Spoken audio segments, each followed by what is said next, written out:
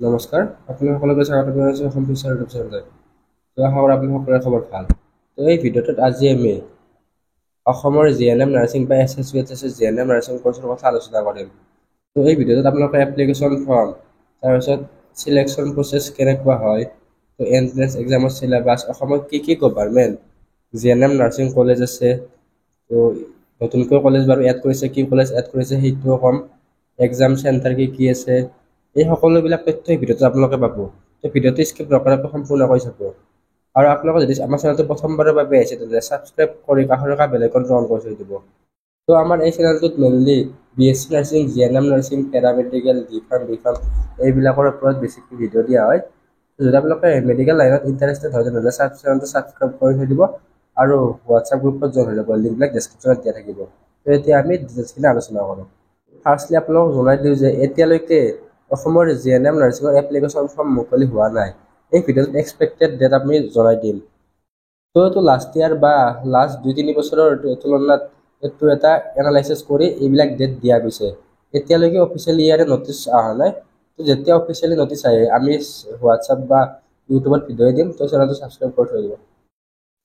যদি আপোনালোকে ভাবে ভিডিঅ'টো কোৱাত শ্ল' বা স্পীড হৈছে তেনেহ'লে টাইম এডজাষ্ট কৰি বা 1.25x প্লে কৰি আপোনালোকে ভিডিঅ'টো স্কিপ নকৰাকৈ সম্পূৰ্ণ কৰি চাব। তো আপোনালোকে আমাৰ ৱেবছাইটৰ এই পষ্টটোত ইয়াতে সকলোবিলাক ডিটেইলছ চাব পাৰিব। এই পষ্টটোৰ লিংক ডেছক্ৰিপশ্যনত দিয়া হ'ব। তো এতিয়া ফাৰ্ষ্টলি আমি চাওঁ, Assam GNM nursing admission 2025 is conducted by Srimanta Sankardev university of health science, তো চমুকৈ SSVHS বুলি জনা যায়।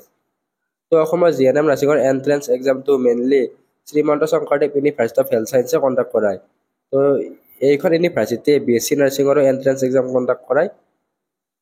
For entry into 3.5 years general nursing and midwifery, তো জিএনএম নাৰ্ছিংটো 3 বছৰীয়া কোৰ্চ হয়।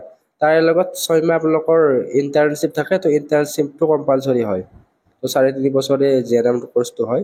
3 বছৰ আপোনালোকৰ থিয়ৰিটিকেল আৰু প্ৰেক্টিকেল থাকিবই, তাৰ লগত 6 মান্থ আপোনালোকৰ ইণ্টাৰ্ণশ্বিপ থাকে। তো আপোনালোকে যদি গভৰ্ণমেণ্ট আৰু প্ৰাইভেটত অসমৰ ক্ষেত্ৰত এডমিশ্যন ল'ব বিচাৰে তেনেহ'লে এণ্ট্ৰেন্স এক্সামটো দিব লাগিব। তো প্ৰাইভেটত এডমিশ্যন ল'ম বুলি ভাবিলেও আপোনালোকে এই এণ্ট্ৰেন্স এক্সামটো দিব লাগিব। তো এই এণ্ট্ৰেন্স এক্সামটোৰ নাম হৈছে GNM nursing GNM entrance exam, তো GNME ডাবল ই। তো এইটো বহুতে CEE বুলিও কয়। তো কমন এণ্ট্ৰেন্স এক্সামো হয় এইটো। তো জিএনএম নাৰ্ছিং কৰ্চৰ এইটো এণ্ট্ৰেন্স এক্সাম হয়। তো ইয়াৰে এপ্লিকেশ্যন ফৰ্মটো অনলাইনে ফিল আপ কৰিব লাগে। তো এতিয়া আমি হাইলাইট কিছুমান চাই লওঁ। তো এক্সাম নেম GNME, তো general nursing and midwifery entrance exam. তো conducting authority Srimanta Sankardev university of health science. তো ইয়াৰে এণ্ট্ৰেন্স এক্সামটোৱে Srimanta Sankardev university of health ছায়েন্সে কণ্ডাক্ট কৰায়। কিন্তু এডমিশ্যনৰ ক্ষেত্ৰত কাউন্সেলিং এইবিলাক প্ৰচেছ কৰে ডাইৰেক্টৰ অফ হেল্থ ছাৰ্ভিচ, তো চমুকৈ DHS ইয়াৰে কাউন্সেলিংটো কণ্ডাক্ট কৰায়। তো নেক্সট এক্সাম লেভেল, তো এক্সাম লেভেলটো ষ্টেট লেভেলৰ। তো ইয়াতে কেৱল অসমৰ ষ্টুডেণ্টে এইটো এক্সাম দিব পাৰিব। তো এক্সাম মোড অফলাইন হয়, 10 পেপাৰ বেষ্ট। নেক্সট এক্সামটো তো 2 পৰা 3 ঘণ্টা হয়। তো এনে লাষ্ট ইয়াৰ চাবলৈ গ'লে ইয়াতে এক্সামটো 3 ঘণ্টা হৈছিলে।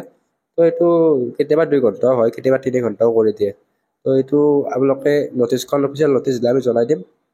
তো অফিচিয়েল ৱেবছাইটটো আপোনালোকে চেক কৰিব পাৰিব। তো অফিচিয়েল ৱেবছাইটটো এইটো হৈছে SSVHS.in। তো ইয়াতে আপোনালোকৰ নটিফিকেশ্যনবিলাক আহি যাব। তো যেতিয়া অনলাইন এপ্লাই ষ্টাৰ্ট হয় ইয়াতে আহি যাব, নহ'লে ওপৰত আপোনালোকে এণ্ট্ৰেন্স এক্সাম বুলি এটা অপশ্যন দেখা পাইছে, ইয়াতে নটিছবিলাক দি দিব। তো নেক্সট এইটো ইয়াতে ইম্পৰ্টেণ্ট ডেট দিয়া আছে। তো ডেটখিনি এক্সপেক্টেড বা লাষ্ট ইয়াৰৰ পৰা এনালাইচিছ কৰিহে দিয়া হৈছে। তো এতিয়ালৈকে ইয়াৰ কোনো ধৰণৰ অফিচিয়েল নটিছ অহা নাই। অফিচিয়েল নটিছ আহিলে আমাৰ চেনেলত দি দিম। তো নটিফিকেশ্যন কেতিয়ালৈকে ৰিলিজ হোৱাৰ সম্ভাৱনা আছে। তো BSc নাৰ্ছিঙৰ পাছতে জিএনএম নাৰ্ছিঙৰ নটিছ মুকলি কৰে। তো জিএনএম আৰু BSc নাৰ্ছিঙৰ এণ্ট্ৰেন্স এক্সাম দুয়োটা বেলেগ বেলেগ হয়, কাৰণ জিএনএমৰ চিলেবাছ বেলেগ আৰু BSc নাৰ্ছিঙৰ চিলেবাছ বেলেগ। তো ফাৰ্ষ্টলি BSc নাৰ্ছিঙৰ এপ্লিকেশ্যন ফৰ্ম মুকলি হয়, তাৰপিছত জিএনএমৰ। তো কেতিয়ালৈকে নটিছ ৰিলিজ হোৱাৰ সম্ভাৱনা আছে। তো ইয়াৰে নটিছ এপ্ৰিলৰ লাষ্ট বা মে'ৰ ফাৰ্ষ্ট উইক। তো মে' মাহত আপোনালোকে নটিছখন ৰিলিজ হ'ব বুলি ভাবিব পাৰে। অনলাইন এপ্লাই ষ্টাৰ্ট, তো অনলাইন এপ্লাইটো মে' বা জুনত ইয়াৰে অনলাইন এপ্লাই ষ্টাৰ্ট হৈ যাব। তো একৰ্ডিং টু এইটো লাষ্ট ইয়াৰ কোৱা হৈছে। তো লাষ্ট ইয়াৰো মে' জুনতে ইয়াৰে অনলাইন এপ্লাই ষ্টাৰ্ট হৈছিলে। তো তো এন্ট্ৰেন্স এক্সামটো জুলাই মাহতে হৈ যাব। তো জুন জুলাই ইয়াৰে এক্সামটো হ'ব। তো অনলাইন এপ্লাই কৰা লাষ্ট ডেট জুনত হ'ব। তাৰপিছত আপোনালোকৰ ৰিজাল্ট দিব বা মেৰিট লিষ্ট দিব। তো ৰিজাল্ট দিয়াৰ পিছত আপোনালোকৰ কাউন্সিলিং হ'ব। তো ৰিজাল্টৰ পিছত আপোনালোকৰ কাউন্সিলিং কৰাব। কাউন্সিলিঙতে মেইনলি ডকুমেণ্টবিলাক চেক কৰে। তো আপোনালোকৰ অনলাইন এপ্লাই কৰোঁতে ইয়াতে ডকুমেণ্ট আপলোড দিব নালাগে। তো কাউন্সিলিঙত ডকুমেণ্ট চেক কৰে। তো নেক্সট ইয়াতে আমি ডেটবিলাক চাই ল'লোঁ। তো এইবিলাক এক্সপেক্টেড বা টেণ্টেটিভ ডেট হয়। তো অফিচিয়েলি এতিয়ালৈকে ইয়াৰে নটিফিকেশ্যন দিয়া নাই। এতিয়া জিএনএম নাৰ্ছিঙৰ কাৰণে এলিজিবল ক্ৰাইটেৰিয়া কি? তো ফাৰ্ষ্ট এডুকেশ্যনেল কোৱালিফিকেশ্যন। তো 10+2 মানে আপোনালোকে হাই ছেকেণ্ডেৰী পাছ হ'ব লাগিব। ছায়েন্স আৰ্টছ কমাৰ্চ ষ্ট্ৰীমৰ পৰা হ'লে হ'ব। তো যিকোনো ষ্ট্ৰীমৰ পৰা হ'লে হ'ব। তো এতিয়া বহুতে সোধে যে তো আৰ্টছ আৰু কমাৰ্চৰ ষ্টুডেণ্টখিনিক এতিয়াৰ পৰা উঠাই দিছে। তো তেনেকুৱা একো নটিফিকেশ্যন অহা নাই। তো যদি কিবা নটিফিকেশ্যন দিয়ে কেৱল ছায়েন্স ষ্টুডেণ্টখিনিয়ে জিএনএম কৰিব পাৰিব। তেনেকুৱা কিবা নটিফিকেশ্যন আহিলে আমি জনাই দিম। কিন্তু এতিয়ালৈকে SSUHSৰ ফালৰ পৰা এনেকুৱা কোনো নটিচ অহা নাই। আপোনালোকক 10+2 হাই ছেকেণ্ডাৰীত 40% থাকিলে আপোনালোকে এপ্লাই কৰিব লাগিব। তো PCBৰ ফালৰ পৰা হ'ব লাগিব আপোনালোকে। নেক্সট আৰ্টছৰ হ'লে কি কি ছাবজেক্ট লাগে? তো আৰ্টছ আৰু ইয়াতে কমাৰ্চৰ কাৰণে ছাবজেক্ট দিয়া আছে। তো মেথছ আছে, তাৰপিছত biotechnology, economics, political science, history, geography, business studies, accountancy. তো এইবিলাক আপোনালোকে চাই লওক কি কি ছাবজেক্ট আছে। আৰু ইয়াতে 40% আপোনালোকৰ লাগিব। আৰু যেতিয়া আপোনালোকে ভকেশ্যনেল কোৰ্চ কৰিছে তেনেহ'লে তাতে 40% লাগিব। আৰু যেতিয়া আপোনালোকে ANM কোৰ্চ কৰিছে তো ANM কোৰ্চ কৰিলেও আপোনালোকে এলিজিবল হ'ব। তো এতিয়া এজ লিমিট। তো এজ লিমিটৰ ক্ষেত্ৰত মিনিমাম এজ 17 ইয়াৰ হ'ব লাগিব। এইটো 31 ডিচেম্বৰ 2025 হিচাপত ধৰিব। তো বহুতে মিনিমাম এজটো নথকাৰ কাৰণে এপ্লাই কৰিব নোৱাৰে। তো আপোনালোকৰ এজটো এবাৰ কেলকুলেট কৰি ল'ব, এজ কেলকুলেটাৰ ইউজ কৰি। তো 31 ডিচেম্বৰ 2025 হিচাপত এইটো ধৰে। Next maximum age. তো মেক্সিমাম এজৰ ক্ষেত্ৰত কেতিয়াবা মেক্সিমাম এজটো নাথাকে, কিন্তু লাষ্ট ইয়াৰৰ তুলনাত ইয়াতে মেক্সিমাম এজ 35 হৈছিলে। আৰু ইয়াতে যিবিলাক ANM বা LHP, তো এইটো ANM এটা কোৰ্চে হয়, নাৰ্ছিং কোৰ্চ 1 বছৰীয়া তেনেকুৱা। তো তাৰ কাৰণে আপোনালোকৰ এজ লিমিট নাই। তো ডমিচিয়েল ৰিকুৱাৰমেণ্ট, আপোনালোকে পাৰ্মানেণ্ট ৰেচিডেণ্ট অফ আছাম মানে অসমৰ স্থায়ী বাসিন্দা হ'ব লাগিব। তো ইয়াৰ কাৰণে চাৰ্টিফিকেট পায়। তো আপোনালোকে PRC চাৰ্টিফিকেটখন এপ্লাই কৰিব লাগিব। তো এই ভিডিঅ'টোত ডকুমেণ্ট কি কি লাগে সেইটো জনাম বাৰু, তাতো PRCখন মেনশ্যন আছে। তো এতিয়া আপোনালোকৰ যদি BSc nursing, GNM nursing, B.Pharm paramedical এইবিলাক কোৰ্চৰ কাৰণে ই-বুক বিচাৰি আছে তেনেহ'লে আমাৰ ই-বুকখিনি লৈ ল'ব পাৰে। তো ইয়াতে কেটেগৰী ৱাইজ ই-বুকবিলাক ভাগ কৰি দিয়া আছে। আপোনালোকে আছামিছ মিডিয়াম ল'লে আছামিছ মিডিয়াম পাৰিব, ইংলিছ মিডিয়াম ল'লে ইংলিছ মিডিয়াম ল'ব পাৰিব। তো ই-বুক কেইখন লৈ ল'ব। আৰু ডাইৰেক্টলি থ্ৰু হোৱাটছআপৰ জৰিয়তে ই-বুক ল'ব পাৰিব। তো ডিছপ্লেত হোৱাটছআপ নম্বৰ দিয়া আছে। তো হোৱাটছআপত কণ্টেক্ট কৰি ই-বুক কেইখন লৈ ল'ব। তো এতিয়া ইয়াৰে এপ্লিকেশ্যন ফৰ্ম প্ৰচেছ। তো এপ্লিকেশ্যন ফৰ্মৰ প্ৰচেছৰ ভিডিঅ' পাছত দিম বাৰু, যেতিয়া এপ্লিকেশ্যন ফৰ্ম মুকলি হয়। তো তথাপিতো আপোনালোকক এবাৰ কৈ দিছোঁ, SSUHSৰ ৱেবছাইটত যোৱাৰ পিছত আপোনালোকে তাতে GNM নাৰ্ছিং বুলি আহিব। তাতে মোবাইল আৰু ইমেইল দি আপোনালোকে ফাৰ্ষ্ট ৰেজিষ্ট্ৰেশ্যন কৰিব লাগিব। ৰেজিষ্ট্ৰেশ্যন কৰাৰ পিছত আপোনালোকে তাত ফিল আপ কৰিব লাগিব। আৰু তাত ডকুমেণ্ট আপলোড দিব নালাগে। আপোনালোকে তাত আপোনালোকৰ ফটো আৰু ছিগনেচাৰখিনি আপলোড দিব লাগে। তো এপ্লিকেশ্যন ফিজটো লাষ্ট ইয়াৰৰ তুলনাত ছেমে দেখা যায়। তো লাষ্ট ইয়াৰ জেনেৰেলৰ কাৰণে 1500 আৰু OBCৰ কাৰণে SC ST এইবিলাকৰ কাৰণে 1200 টকা হৈছিলে। তো এইটো এপ্লিকেশ্যন ফৰ্মৰ ভিডিঅ' যেতিয়া এপ্লাই ষ্টাৰ্ট হয় তেতিয়া দিম। তো ইয়াতে চিলেকশ্যন প্ৰচেছ। তো আপোনালোকে GNMৰ এণ্ট্ৰেন্স এক্সাম দিব লাগিব। তো এণ্ট্ৰেন্স এক্সাম দিয়াৰ পিছত এটা মাৰ্ক পাব। তো 80+ ধৰিলোঁ 80 মাৰ্ক। তো তাৰপিছত সেই মাৰ্কবিলাকৰ বেচিছত আপোনালোকক ৰেংক দিব। তো ৰেংকবিলাকৰ হিচাপতে আপোনালোকক ছিটবিলাক দিব। তো 1 ৰেংক, 2 ৰেংক, 3 ৰেংক তেনেকৈ আপোনালোকক ৰেংকবিলাক ভগাই দিব। তো এইবিলাক মাৰ্কবিলাক আপোনালোকে বায়'লজি, ছায়েন্সে থাকে, ডাইৰেক্টলি বায়'লজি নহয়, ছায়েন্স, মেথছ আৰু ইংলিছ এই তিনিটাৰ ভিত্তিতে মাৰ্কবিলাক তেওঁলোকে ভগাই দিয়ে। আৰু BSc নাৰ্ছিঙতকৈ GNM নাৰ্ছিঙৰ এণ্ট্ৰেন্স এক্সাম দিয়া ষ্টুডেণ্টৰ সংখ্যা বেছি থাকে। তো 20,000 পৰা 25,000 ষ্টুডেণ্ট GNM নাৰ্ছিঙৰ এণ্ট্ৰেন্স এক্সামত বহে। তো আপোনালোকে চাই ল'ব। এতিয়া কলেজ। তো গভৰ্ণমেণ্ট কলেজ কি কি আছে? অসমত প্ৰায় 25-26খন গভৰ্ণমেণ্ট কলেজ আছে। তো ইয়াতে নতুনকৈ কিছুমান কলেজো এড হৈছে। তো ৰিচেণ্টলি হিমন্ত বিশ্ব শৰ্মাই গহপুৰ নাৰ্ছিং কলেজখন যিখন গহপুৰ জিএনএম নাৰ্ছিং কলেজ আৰু পেৰামেডিকেল আছে সেইখন উদ্বোধন কৰিলে। তো আপোনালোকে সেইখন কলেজতে এতিয়া সিট কেপাচিটি দি দিছে। তো 2024 তাত সিট কেপাচিটি দি দিছে। তো জিএনএমৰ 7 নং কাউন্সিলিঙত গহপুৰত বহুত কেণ্ডিডেটে সিট পাইছে, প্ৰায় 30 to 40টা সিট কেপাচিটি তাত দিছে। তো এতিয়া জিএনএম এএমচিত 60টা সিট আছে, ডিব্ৰুগড়ত অৱস্থিত। তো জিএমচিত 100টা, কামৰূপত অৱস্থিত। নেক্সট শিলচৰত 40টা সিট, কাছাৰত অৱস্থিত। তাৰপিছত যোৰহাটত আছে 40টা সিট, বৰপেটাত 70। তো সিট কেপাচিটিবিলাক আপোনালোকে আছাম নাৰ্ছিং কাউন্সিলৰ অফিচিয়েল ৱেবছাইটৰ পৰা চাব পাৰিব। তো তিনিচুকীয়াত 40টা, শিৱসাগৰত 50, তাৰপিছত আহি গ'ল গোলাঘাট, নগাঁৱত আছে। তো সিট কেপাচিটিৰ ভিডিঅ' এক্সট্ৰাকৈ বনাম, কাৰণ ইয়াতে সিট কেপাচিটিৰ গোটাইবিলাক ক'লে বহুত লং হৈ যাব। ভিডিঅ'টো অলৰেডি লং হৈছে। তো নতুনকৈ ইয়াতে গহপুৰত কৈছে তাত প্ৰায় 30টা মান সিট আছে। তো এইখন বিশ্বনাথত অৱস্থিত। তো আপোনালোকে ইয়াৰ পৰা অফিচিয়েল ৱেবছাইটত গৈ আপোনালোকে চেক কৰি ল'ব পাৰিব। টোটেল সিট 1290টা, 1290 প্লাছ আছে। তো ইয়াতকৈ কম নাই, ইয়াতকৈ বেছি আছে। তো জিএনএমৰ ক্ষেত্ৰত অসমত ক'ত ক'ত এক্সাম চেণ্টাৰ হয়? ফাৰ্ষ্টলি আহি গ'ল গুৱাহাটীত, ডিব্ৰুগড়, শিলচৰ, যোৰহাট, বৰপেটা, তেজপুৰ, ডিফু, লখিমপুৰ, কোকৰাঝাৰ। তো মেইনলি প্ৰত্যেক বছৰ এই 9টাই এক্সাম চেণ্টাৰ থাকে। তো এই এক্সাম চেণ্টাৰকেইটা হৈ গ'ল ইয়াৰে এণ্ট্ৰেন্স এক্সামৰ চেণ্টাৰ।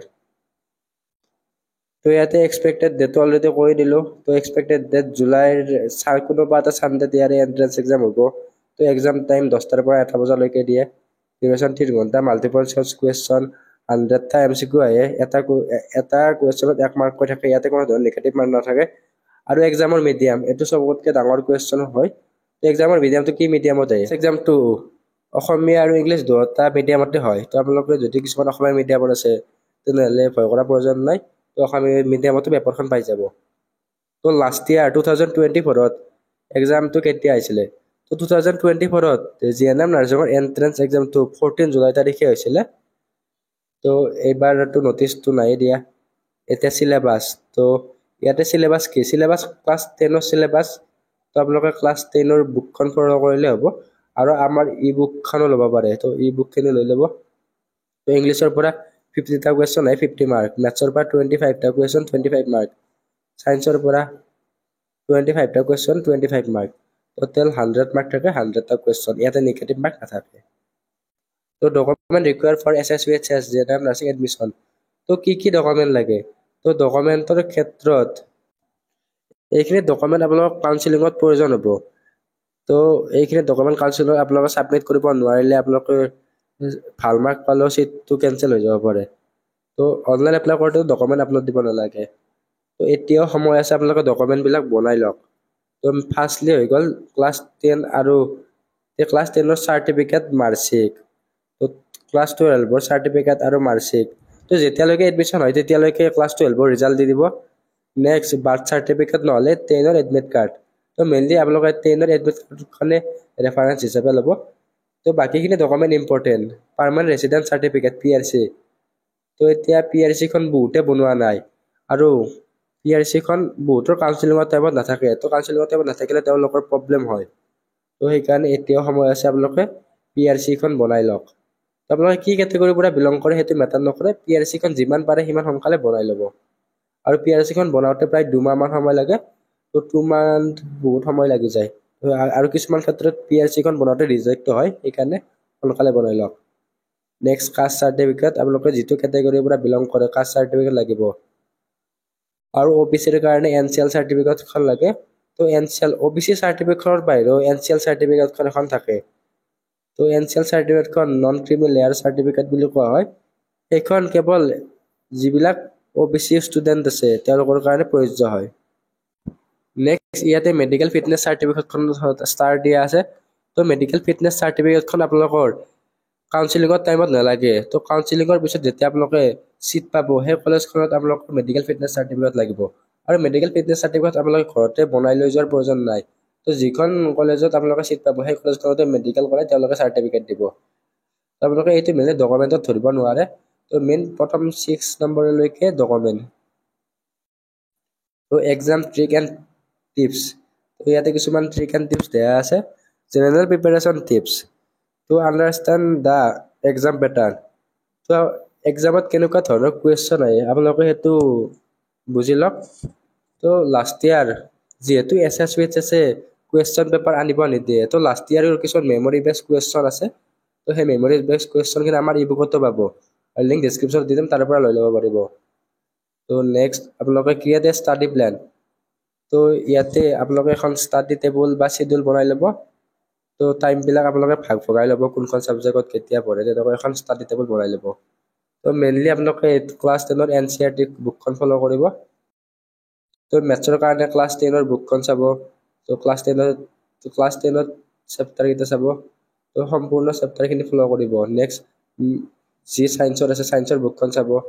আৰু ইংলিছৰ কাৰণে আপোনালোকে ইংলিছৰ এইবিলাক প্ৰেক্টিচ কৰিব, ইংলিছৰ কুৱেশ্যন বা চিনোনাম এনানামছ এইবিলাক বেছি ইম্পৰ্টেণ্ট হয়। তো ইংলিছৰ ক্ষেত্ৰত ইয়াতে দিয়া আছে 50 মাৰ্ক আহে। তো ইংলিছৰ ক্ষেত্ৰত বহুতে গুৰুত্ব নিদিয়ে, কিন্তু ইংলিছৰ ক্ষেত্ৰত গুৰুত্ব দিয়াটো প্ৰয়োজন, কাৰণ ইয়াতে বেছি মাৰ্ক আহে। তো গ্ৰামাৰ কি আহে, tense, article, preposition, subject, verb, agreement. তো ইয়াৰে ইংলিছ চিলেবাছ বা চিলেবাছৰ ওপৰত এক্সট্ৰাকৈ ভিডিঅ' দিম। তো চিলেবাছখিনি আপোনালোকে ইয়াতে এৰৰ ডিটেকশ্যন, কম্প্ৰিহেনশ্যন, চেণ্টেন্স ৰিএৰেঞ্জমেণ্ট এইবিলাক আহে। তো মেথামেটিক্সৰ ক্ষেত্ৰতো ক্লাছ 10ৰ প্ৰতিটো চেপ্টাৰে আপোনালোকে চাই ল'ব। তো ইম্পৰ্টেণ্ট ফৰ্মুলাবিলাক লিখি মনত ৰাখিব। নেক্সট ছায়েন্সৰো ইয়াতে আপোনালোকক দিয়া আছে বায়'লজিৰ চেপ্টাৰ স্কিপ নকৰিব আপোনালোকে। তো সকলোবিলাক চেপ্টাৰে চাব। ইয়াতে টিপছ দিয়া আছে NCERT ক্লাছ 9 and 10 বুকখিনি ফ'ল' কৰিব দিয়া আছে। তো এইখিনি ছাফিচিয়েণ্ট হৈ যায়। ক্লাছ 9ত থকা বস্তুখিনি 10ত এক্সপ্লেইন আছে। তো ক্লাছ 9-10ৰ বুকবিলাক ৰিলেটেড আছে। তো ইয়াতে বায়'লজিটো আপোনালোকে ফ'কাছ কৰিব। তো ডায়েগ্ৰামবিলাক আপোনালোকে চেক আউট কৰি ল'ব। তো এক্সাম ডে ষ্ট্ৰেটেজি, তো আপোনালোকে টাইম মেনেজমেণ্ট কৰিব লাগিব। তো আপোনালোকে ইজি কুৱেশ্যনবিলাক ফাৰ্ষ্ট এটেম্প কৰিব, তাৰপিছত আপোনালোকে মিডিয়াম কুৱেশ্যনবিলাক তাৰপিছত এটেম্প কৰিব, তাৰপিছত নেক্সট লাষ্টত হাৰ্ড কুৱেশ্যনবিলাক এটেম্প কৰিব। আৰু আপোনালোকে কিছুমান মক টেষ্ট দিব পাৰিব। তো আমাৰ এতিয়ালৈকে GNM নাৰ্ছিঙৰ মক টেষ্ট চিৰিজটো ষ্টাৰ্ট হোৱা নাই। তো ষ্টাৰ্ট হ'লে আমি হোৱাটছআপ গ্ৰুপত জনাই দিম। তো আপোনালোকে হোৱাটছআপত আপডেট থাকিব। তো আপোনালোকে এই পষ্টটোৰ পৰা কিছুমান ফ্ৰিকুৱেণ্টলি আস্কড কুৱেশ্যন, যিবিলাক কমন কুৱেশ্যন হয় সেইবিলাক চাই ল'ব পাৰিব। তো ইয়াতে কিছুমান কমন কুৱেশ্যন আছে। এই পষ্টটোৰ লিংক ডেছক্ৰিপশ্যনত দিয়া থাকিব, আপোনালোকে এই পষ্টটো এবাৰ পঢ়ি চাব। তো তাত সকলোবিলাক ডিটেইলছ আপোনালোকে পায়ে যাব। ইয়াতে পাছপৰ্ট চাইজ ফটো আপোনালোকক লাগিব, এইটো ডকুমেণ্টত নপৰে, সেইকাৰণে ইয়াতে দিয়া নাই। আৰু হোষ্টেল, ইয়াতে হোষ্টেল পায়নে? হয়, বেছিভাগ নাৰ্ছিং কলেজতে হোষ্টেল আপোনালোকে পাব। তো এই ভিডিঅ'টোত মেইনলি এইখিনিয়ে আছিল। আশা কৰোঁ ভিডিঅ'টো ভাল পালে। তো নতুন কিবা আপডেট আহিলে আমাৰ চেনেল হোৱাটছআপ গ্ৰুপত জনাই দিম। তো চেনেলটো ছাবস্ক্ৰাইব কৰি থৈ দিব। তো ই বুক ল'ব খুজিলে হোৱাটছআপ নম্বৰত কণ্টেক্ট কৰিব। আৰু আমাৰ ৰিচেণ্ট ভিডিঅ'বিলাক আপোনালোকে এবাৰ চেক আউট কৰি ল'ব। তো এই ভিডিঅ'টো এইখিনিয়ে, ধন্যবাদ।